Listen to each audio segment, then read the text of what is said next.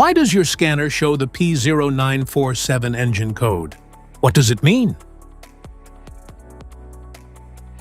P0947 is a diagnostic trouble code for hydraulic pump relay circuit low.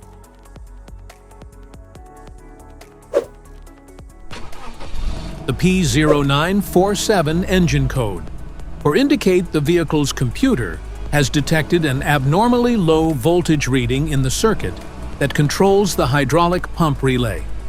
Under this circumstance, stop driving and repair your vehicle immediately. So, what causes this imbalance?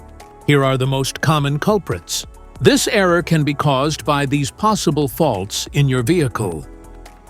Faulty hydraulic pump relay, damaged wiring or connectors, weak or failing battery, low or contaminated fluid, faulty hydraulic pump or TCM.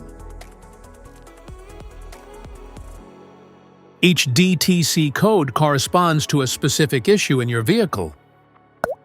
This error code occurs in any OBD2-equipped vehicles, especially in those manufactured since 1996, and it is commonly found in vehicles like Chevrolet, Ford, GMC, BMW, and Mercedes-Benz.